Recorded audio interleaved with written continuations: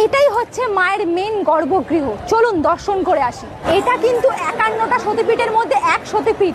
এখানে কিন্তু মায়ের স্তন পড়েছিল। এখন কিন্তু আমরা চলে এসেছি মঙ্গলা গৌরী মাতার মন্দিরে। চলুন এই সিঁড়ি দিয়ে ওপরে উঠতে হবে, ভিতরে যাই। নতুন দম্পতিরা তার দাম্পত্য জীবনের সুখ পাওয়ার জন্য এই মন্দিরে এসে প্রার্থনা করে। প্রথমে আপনারা গেটের সামনে একদম ডালার দোকান দেখতে পাবেন। এখান থেকে আপনারা ডালা কিনে পুজো দিতে পারেন। এখানে কিন্তু আপনারা জুতো খুলেও রাখতে পারেন।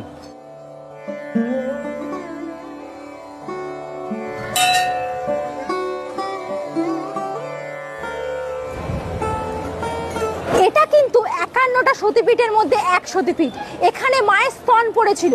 এখানে কিন্তু মায়ের বক্ষ বা স্তনেরই পুজো করা হয়।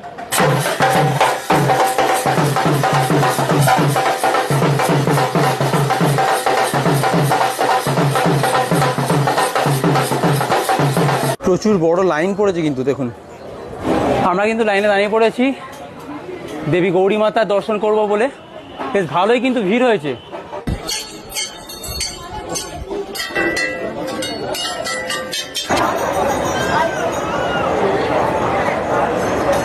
গর্ভগৃহটা এতটাই ছোট যে ভেতরে 1 থেকে 2 জন মানুষই কিন্তু ঢুকতে দেওয়া হয়। চলুন আমরা এবার দর্শনে যাই।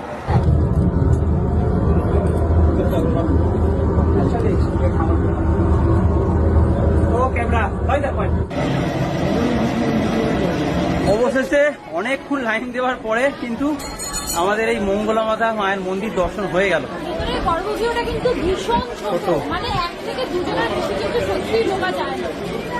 নতুন দম্পতিরা তার দাম্পত্য জীবনের সুখ পাওয়ার জন্য এই মন্দিরে এসে প্রার্থনা করেন। তাই এই ভিডিওটা যেসব দম্পতিরা দেখছেন তারা অবশ্যই কিন্তু এই গৌরী মাতার মন্দির দর্শন করে যাবেন।